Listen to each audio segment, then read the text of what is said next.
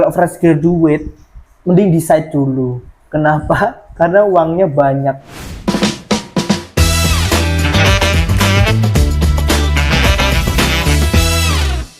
Oke, aku kemarin udah bikin pertanyaan-pertanyaan ke teman-teman di Twitter buat nanyain istriku yang pernah kerja di tambang selama hampir 4-5 tahun ya.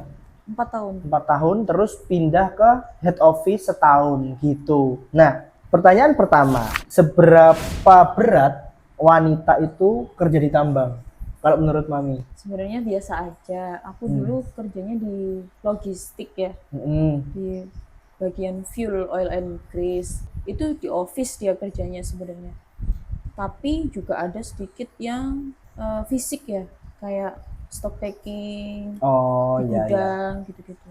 ngurusin truk gitu ya. Tapi selebihnya memang di office atau sama ini sih, sounding, sounding oli, ngecek stok oli grease Hmm. dan fuel yang ada di tangki atau Oh. menteng. Itu sih fisiknya, cuman itu aja, sama P5M gitu-gitu. Oke, berarti ngecek fisik tuh naik ke atas menteng yang tinggi itu kan? Tuh. Itu namanya sounding.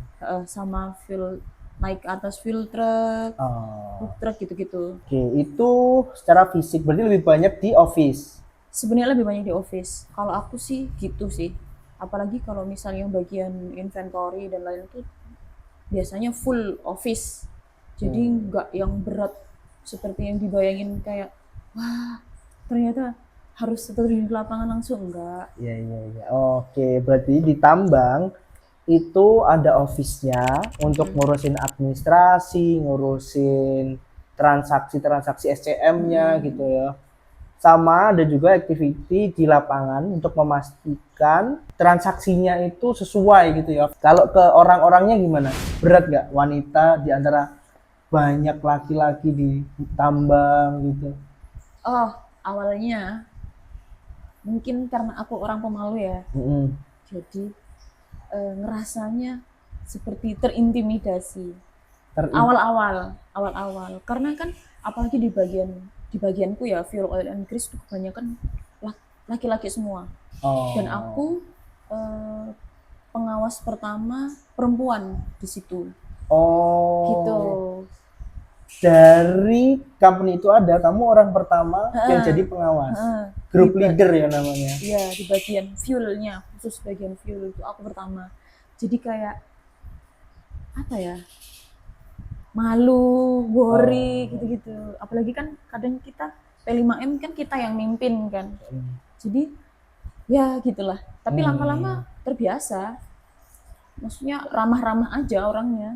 oh, biasa aja kan ya sebenarnya. Ya udah emang biasa kan. Karena belum terbiasa Oh, awalnya. awalnya. Dulu berapa orang yang jadi timmu yang kamu kelola? Kalau tim di bawahku langsung tuh 2 orang sebenarnya, admin. Tapi kalau seluruh office itu kan jadi tanggung jawab pengawas semua kan. Jadi itu kurang lebih ada 200 250 sampai 270 orang. Itu driver, warehouseman gitu-gitu. Oh, driver fuel Admin-admin. truck, driver fuel man gitu ya. 200. 200. 200. Mantap, mantap, Karena mantap. karena kita kan terbanyak kan ngisi, kan masing-masing loop truk ada drivernya, ada fuelman atau oilman-nya, masing-masing loop truck, fuel truck, untuk menteng ada yang jaga sendiri, pit stop gitu. Oke. Itu pertanyaan pertama. Nanti kalau ada pertanyaan lagi langsung komen di kolom komentar, nanti kita jawab lagi sepanjang mungkin. Kehidupan di tambang untuk wanita. Bisa ceritain nggak kehidupan Mami dulu di tambang tuh gimana? Mungkin dari awal ya, dari Surabaya terus ke site-nya gimana? Mungkin ceritain dari awal situ. Lucu-lucu ini, lucu. Aku kan anak rumahan kan dulu, dari kecil sampai aku kuliah anak rumahan, dan aku nggak pernah sekolah yang jauh dari rumah melebihi 3 kiloan, nggak pernah, selalu dekat dari rumah. Terus Tiba-tiba kerja, aku nggak tahu kalau ditempatin di Kalimantan. Di bayanganmu tempatin di mana? Di bayanganku paling jauh tuh Jakarta. Terus? Karena emang head office kan di sana. Nah, aku tenang awalnya dapat tiket pesawat tuh udah dipesenin di kantor kan. Ternyata ke Jakarta nih.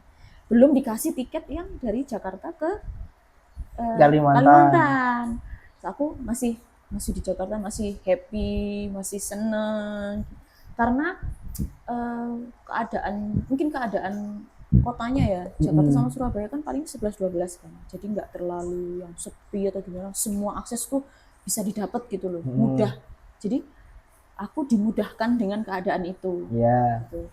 Nah setelah 2 minggu training, 1 bulan, 2 minggu training, 2 minggu training Pintalsik, 2 minggu lagi training di office kan, baru dikirim ke job site masing-masing. Nah aku dapat di Kalimantan kan, job site Kalimantan di Kalimantan Selatan. Awalnya dari view atas pesawat kan kan beda kan. Kok ke Jakarta kan rame kayak di Surabaya, banyak-banyak gedung, lampu-lampu.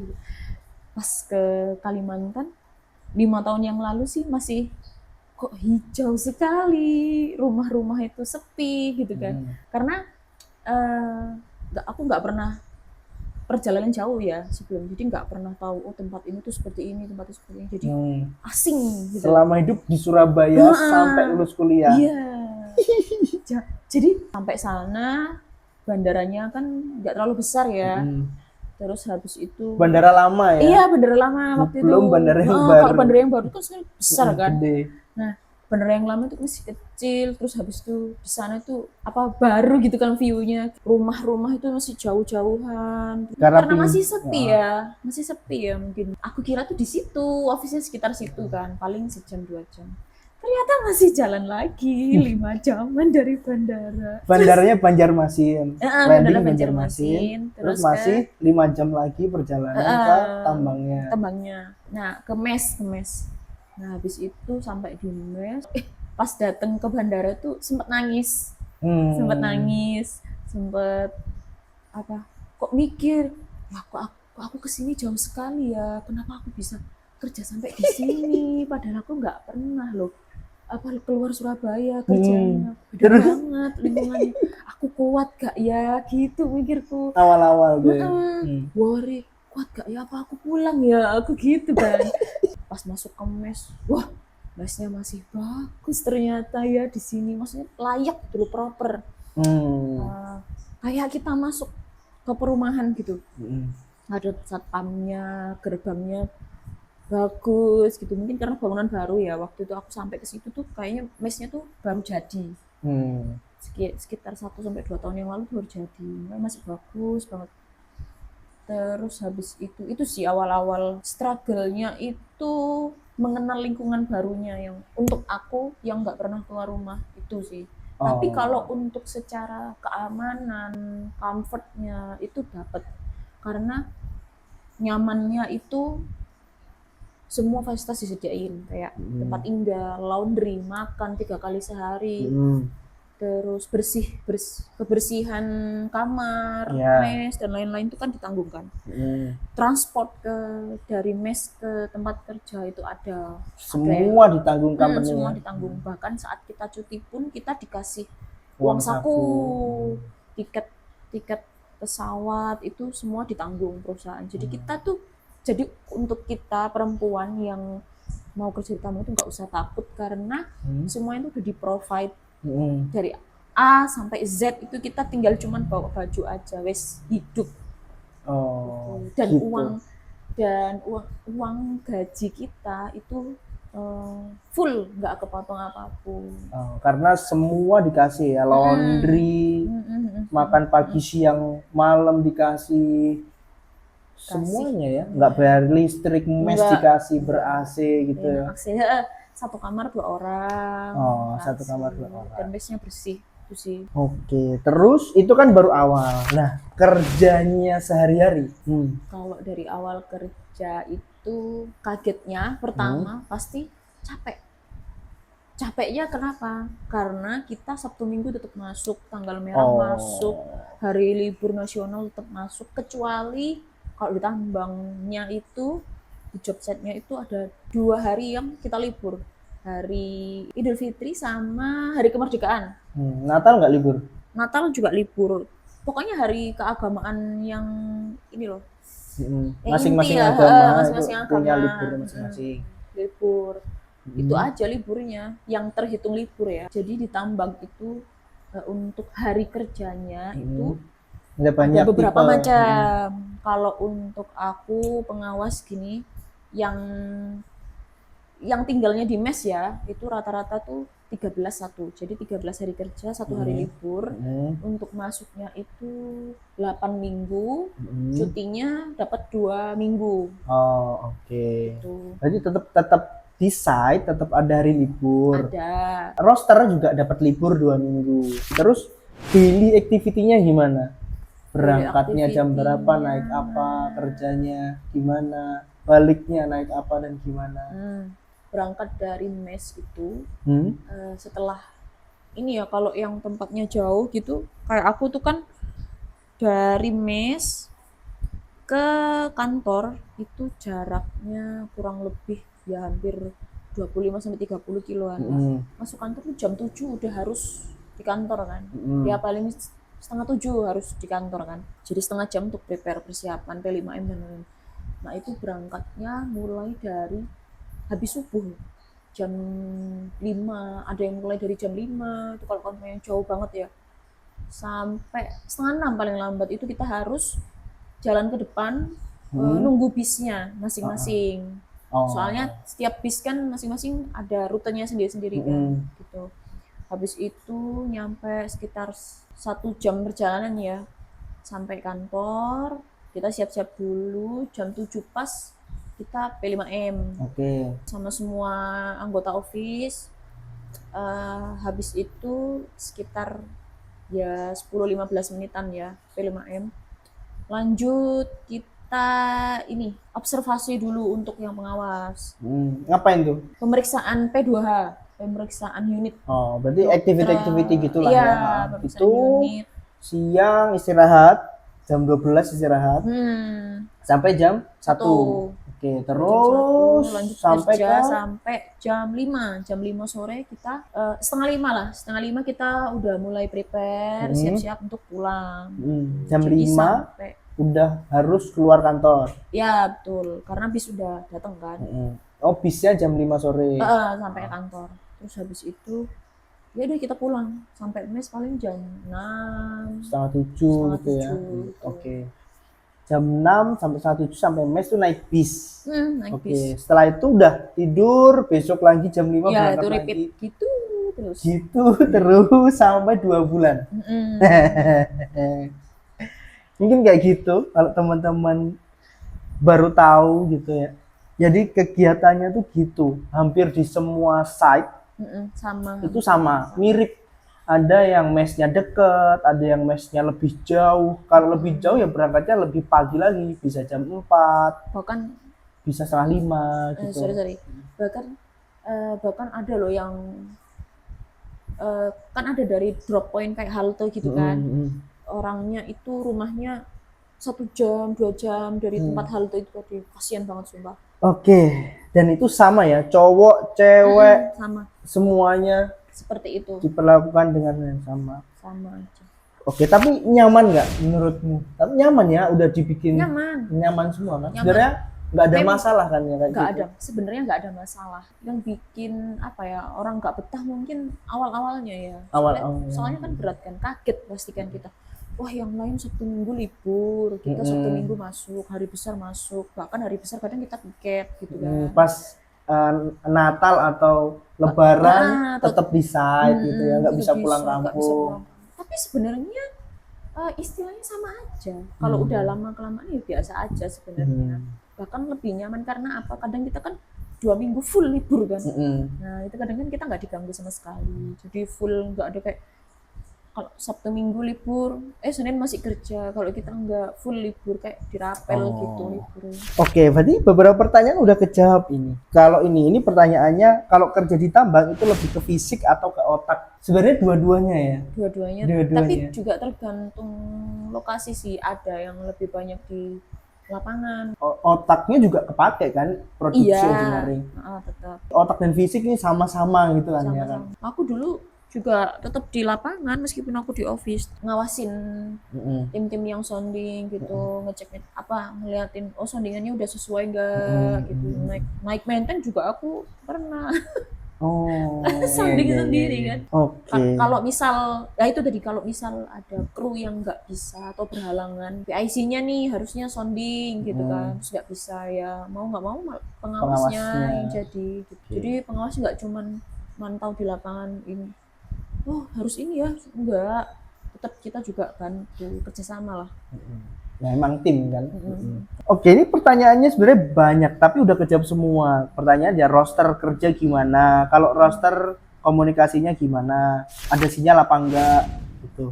Sebenarnya ada, tergantung sih. Ada.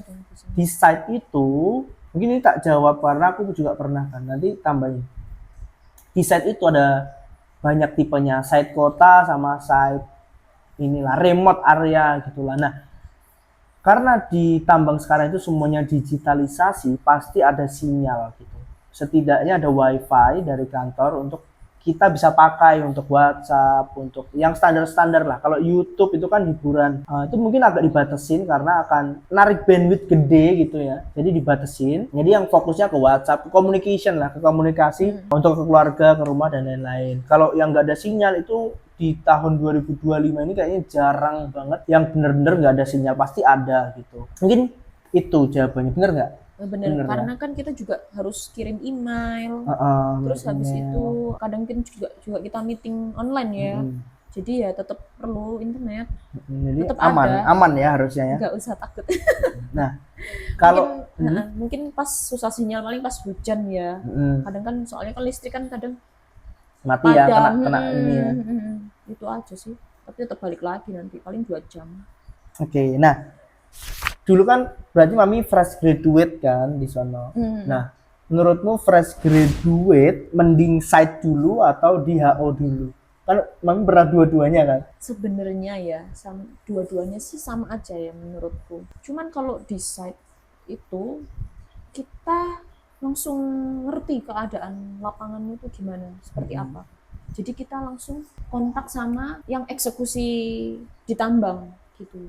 Ngerti kendalanya seperti ini. Kalau di HO kan kita kurang nunggu laporan dari site. Dan kadang kan kita harus ke site dulu. Ke site dulu buat ngerti keadaan. Betul gitu. Oke. Kalau fresh graduate mending di site dulu. Kenapa? Karena uangnya banyak.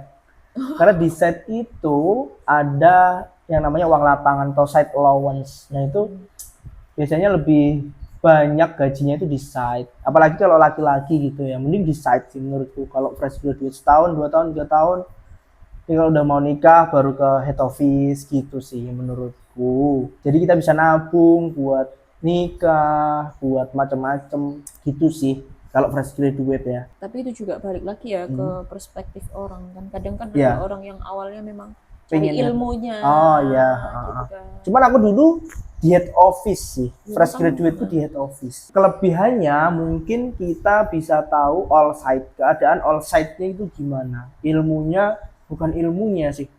Kayak kita lebih tahu banyak problem, lebih banyak tahu solusi gitu. Karena kita kan di head office itu role-nya adalah nge-support teman-teman di site biar operasionalnya tetap jalan normal gitu, senormal mungkin. Jadi kita kalau ada masalah pasti dihubungin gitu dan harus support itu. Jadi kenapa aku bilang tadi lebih banyak tahu, karena kita support all side gitu. Jadi lebih tahu banyak problem-problemnya gitu. Cuman secara detail teman-teman site yang lebih tahu sebenarnya problemnya. Nah, mungkin ini terakhir pertanyaan dariku. Ada nggak pesan-pesan buat teman-teman yang cewek yang mau berkarir di tambang? Pesannya kuat mental pertama. kuat mental, kuat mental, apalagi untuk perempuan-perempuan yang kayak aku gini ya, nggak pernah nggak pernah ke site, nggak pernah keluar nggak kota. pernah keluar jauh, nggak pernah keluar jauh. Nah itu harus benar-benar kuat mental dan niat. Itu niatnya harus kuat. Karena kalau cuman mental tok yang kuat, tapi niatnya nggak ada. Niat itu maksudnya tuh kayak, wah aku bekerja di sini tuh niatnya apa? Untuk membahagiakan diriku sendiri dan orang tua gitu misalnya ya. Atau aku niat bekerja nih awal-awal kenapa? Karena aku pengen dapat ilmunya supaya aku jadi apa ya? Jadi banyak wawasan gitu loh. Nah, gitu. Masing-masing orang sih tergantung, ada yang kebutuhan ekonomi atau ada yang memang pure untuk buat dirinya sendiri. Itu sih kalau aku dulu memang karena secara ekonomi dan aku pengen mandiri, lebih mandiri. Karena udah lama banget hanya di Surabaya gitu. Sama orang tua, terus anak ibu dari kecil sampai gede anak ibu. Jadi itu harus kuat mental dan niatnya harus dikuatin. Sabar, banyak-banyak sabar. Gitu. Tapi sebenarnya tambang itu nggak semenakutkan itu, karena di tambang juga ada aturan-aturannya untuk perempuan. Jadi menjaga kita ini yang perempuan itu supaya lebih safe, lebih nyaman gitu. Kayak di mesku dulu tuh kan untuk perempuan kalau misal keluar mes, keluar kamar gitu ambil makan kan di kantin kan sama-sama kan. Nah itu pakaiannya yang sopan gitu. Jadi harus bercelana panjang. Baju panjang gitu. Jadi kan itu membuat kita merasa aman karena dilindungi dengan ada aturan seperti itu gitu. Sama dipisah kan, cowok cewek mes dipisah. Terus ada setiap lantai ada CCTV gitu. Jadi nggak usah takut wah banyak laki-laki. Aku dulu juga mikirnya gitu ya. Wah banyak laki-lakinya nih, aku pasti nggak nyaman. Pasti nggak nyaman. Ternyata enggak ya. Banyak juga pengawas-pengawas cewek yang di situ dan baik-baik, ramah-ramah. Cowok ceweknya baik-baik kan sebenarnya. Baik. Karena ada aturan yang ngatur semua itu. Kekerasan seksual, semuanya, semua lini kehidupan di tambang itu lebih tertib ya. Apalagi karyawan, karena itu adalah penilaian buat company, buat semuanya sebenarnya. Aturan-aturannya dilaksanakan apa enggak, safety-nya, terus health, safety, environment terutama. Nah, mungkin teman-teman di luar sana ngebayang kalau tambang ini negatif. Sebenarnya enggak gitu. Menurutku ya, sepengetahuanku selama aku kerja hampir 8 tahun ini, semua company yang pernah tempatku kerja itu menjalankan good governance lah, good mining practice namanya, buat memastikan semua aturan yang dari Indonesia, dari pemerintah itu dijalankan, termasuk safety, health-nya, environment-nya, kegiatan pasca tambangnya itu dilakukan. Sama katamu itu good mining practice-nya itu sebenarnya mungkin isu yang sering sensitif ya, kayak oh nanti habis dikeruk habis ditambang itu dibalikin lagi enggak. Sebenarnya perusahaan-perusahaan yang baik itu ada. Kayak aku dulu tuh. Jadi setiap jadi gini, habis selesai ditambang, itu nanti mereka ditanemin lagi tanaman kayak gitu. Jadi kayak reboisasi ulang gitu. Jadi waktu aku ke sana datang itu kan kita anak baru ya, kita kan nggak tahu apa ini, kok tiba-tiba ada bibit-bibit tanaman gitu kan. Nah itu kita tanya-tanya kayak pas waktu orientasi ya itu, ini apa gitu kan, terus dijelasin, oh ini kalau habis selesai penambangan harus wajib untuk kayak direboisasi gitulah, harus wajib, dan itu tuh ada aturan hukumnya kan gitu. Jadi mungkin yang nggak melakukan itu, yang terlihat gundul itu kan mungkin iya ada beberapa oknum gitu ya, oknum yang nggak kurang bertanggung jawab gitu, dan itu biasanya udah ditindaklanjuti gitu sama pemerintah sebenarnya. Mungkin itu penutup dari kita, terima kasih.